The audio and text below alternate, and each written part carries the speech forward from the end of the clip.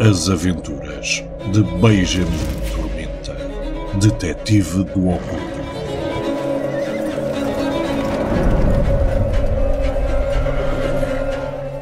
O Deus das Moscas tem fome, por Luís Corte Real.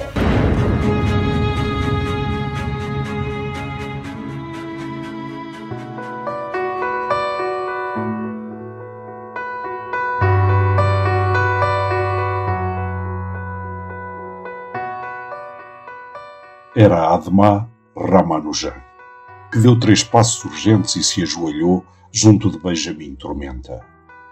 O seu olhar percorreu o aparador atulhado e descobriu as agulhas tombadas. O espelho torto devolveu-lhe o seu olhar sombrio e preocupado. Depois, ouviu um grito vindo de cima. Na sala Sangue de Boi, Matilde Augusta Chagas impacientava-se. Sentada num cadeirão chinês com dragões entalhados, o seu olhar já lhe vagueara inúmeras vezes pelos recantos da pequena sala. Entre mentes, o seu olfato sensível havia-se habituado, mas, quando entrara no aposento, ficara atordoada com o cheiro desagradável a tabaco, tão intenso que parecia entranhado no próprio mobiliário. Também se apercebera do cheiro à umidade e entrevira manchas no papel de parede junto da janela. Identificara outro odor, mais agradável e familiar, o de livros antigos. Um odor ácido e orgânico, das misturas dos papéis, tintas e colas, que o calor, a umidade e o tempo apuravam como um perfume. A vasta biblioteca do seu tio cheirava assim, e ela adorava perder-se nessas prateleiras, onde os livros eram como veleiros que a levavam para paragens longínquas e desconhecidas, onde era recebida pelos gigantes das ideias, das ciências físicas e naturais, e os podia escutar como se sentados ao seu lado, a falar só para ela. Na parede em frente à janela, uma porta entreaberta, pintada de verde esmeralda, despertou-lhe a curiosidade. Talvez estivesse ali a biblioteca que o seu olfato identificara. Matilde esticou o pescoço, mas nem por isso viu melhor. Olhou para José, o seu condutor, que tinha o queixo poisado no peito. Parecia que o pobre homem já dormia, o seu ventre volumoso a subir e a descer a cada respiração pesada. Decidiu levantar-se de mansinho e deu alguns passos até à porta. Do lado direito estava a porta por onde entrara e que levava ao piso inferior. Não se ouviam passos vindos das escadas. O dono da casa tardava. Num impulso de passos delicados, foi buscar a lamparina à mesa e regressou para junto da porta verde esmeralda. Empurrou-a com delicadeza, levantou a luz e atravessou o umbral escuro. A sala onde entrou era estreita, mas comprida, e percebeu isso mais pelo eco dos seus passos e pelo ar gélido do que por aquilo que os seus olhos entreviram. O soalho negro arrangia dolorosamente com o seu andar. As paredes dos 2 lados estavam cobertas de prateleiras do chão ao teto, que vergavam sob o peso dos livros. Por cima dos livros em pé, havia outros deitados, num padrão denso de lombadas, negras, castanhas ou vermelhas, e onde cintilavam motivos dourados. Os seus olhos reconheceram muitos dos títulos em línguas do velho continente, como as obras completas em alemão dos renomados Alexander von Humboldt ou Otto Lindenbrock. Mas também se surpreenderam com alfabetos que nunca viram em lugar algum. Eram letras exóticas, redondas e desenhadas, que a encantaram. Mas Matilde não poderia saber que eram cirílico, birmano e tagalog. E os volumes não estavam apenas nas prateleiras. Equilibravam-se também em pilhas instáveis no chão e em cima de baús de madeira e de ferro. Matilde fez girar a lamparina e inspecionou o lado mais distante da sala.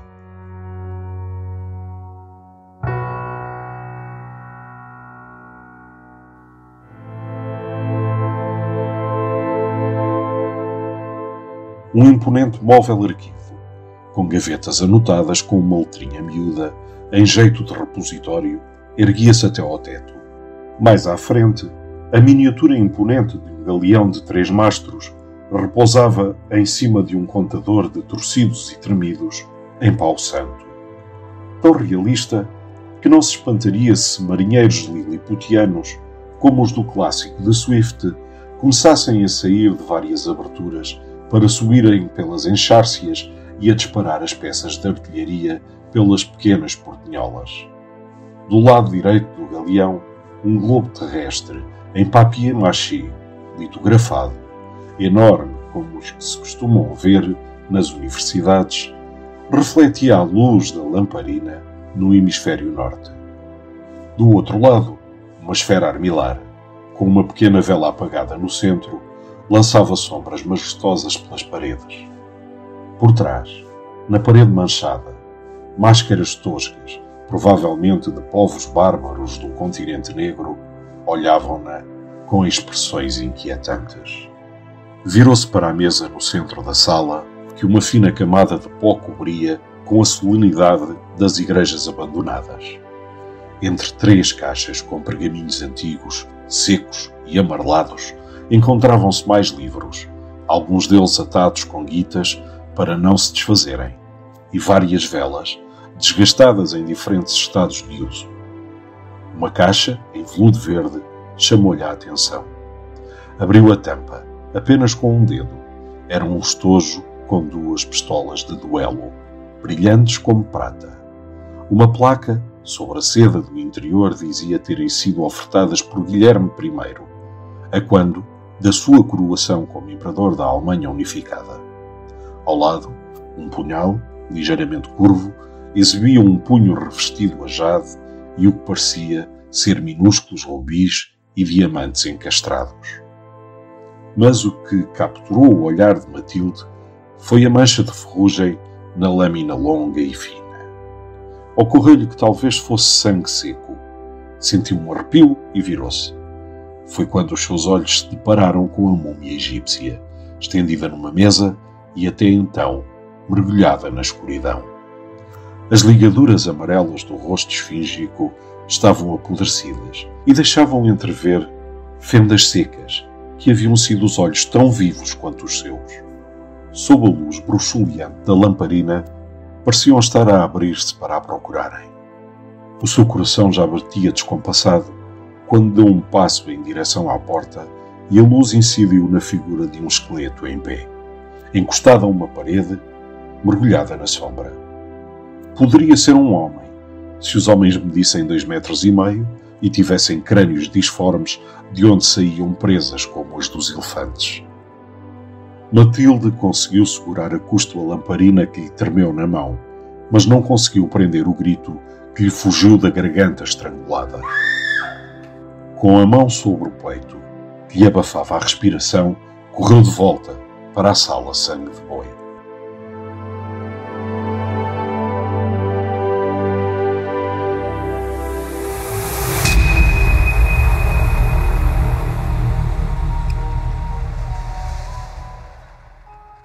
Quando Ramanujan chegou à salinha, encontrou uma jovem de costas para a janela.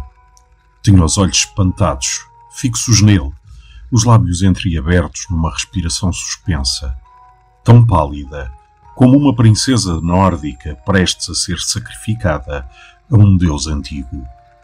Ao seu lado, um homem ruivo, de aspecto rude, mas movimentos gentis, oferecia-lhe um copo com água que fora buscar ao aparador. Parecia tão assustado como ela. "Minha senhora", disse o criado, aproximando-se. "O meu nome é Ramanujan. Sou criado pessoal do Sr. Benjamin Tormenta, em que posso ajudar Vossa Excelência." A jovem não chegou a levar o copo aos lábios. Ficou a olhar para o recém-chegado que se posicionara à sua frente com uma ligeira vénia. O que primeiro lhe chamou a atenção foi o turbante escuro na cabeça. Seguidamente as barbas frondosas até ao cimo do peito, negras como o azeviche, pontuadas por fios grisalhos nos cantos da boca e sob o lábio inferior. Todo ele emanava uma aura de exuberância e segredos místicos. "O meu nome é Matilde", murmurou, endireitando-se numa voz que procurava recuperar a mansidão. Matilde Augusta Chagas. Apesar das horas impróprias, o Sr. Tormenta teve a gentileza de aceitar receber-me. Olhou para a porta e com ansiedade disse mais baixo. Ausentou-se por momentos e apenas aguardo que regresse.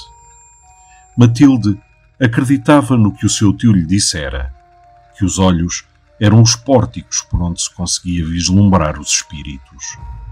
Os do criado eram de um castanho luminoso, como mel ao sol, meigos, até belos para um indiano.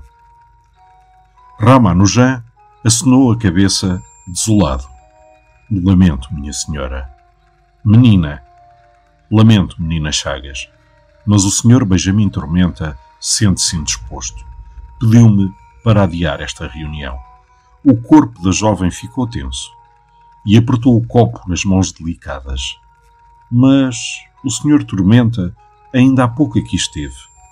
É urgente que fale com ele." "O Sr. Tormenta desembarcou hoje de uma longa e atribulada viagem a Macau. Ele lastima ter feito esperar Vossa Excelência. Sente-se profundamente desolado pelo incómodo que lhe causou, mas pediu-me para lhe assegurar que a menina Chagas, continuando a ter interesse em falar com ele, amanhã terá toda a sua atenção no horário que lhe for mais conveniente." A voz da jovem vacilou um pouco, mas os olhos não conseguiram ocultar a súplica. "Eu rogo-lhe que insista. Acredite, menina Chagas, de momento é de todo impossível.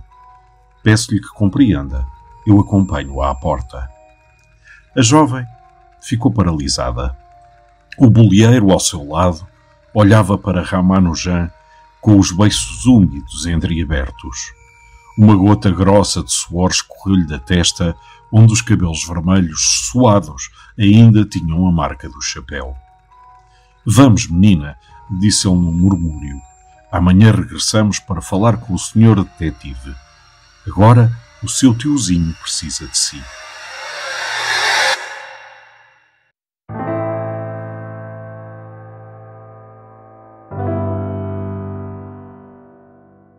Ramanujan acompanhou a jovem até ao coupé. O condutor ajudou-a a subir. Ela recolheu as saias de merino negro e fechou a portinhola com delicadeza.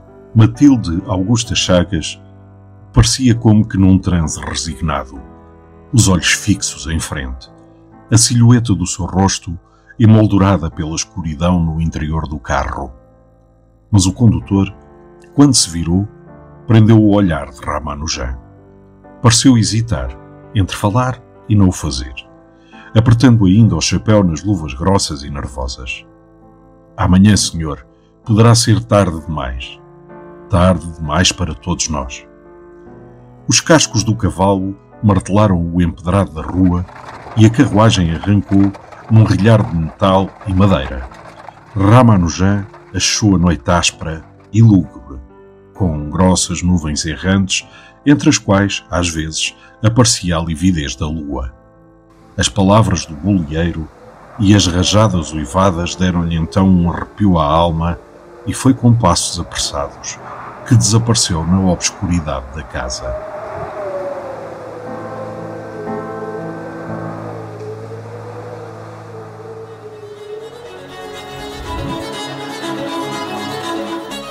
Narrado por Paulo Antunes, com sonoplastia de João Gonçalves.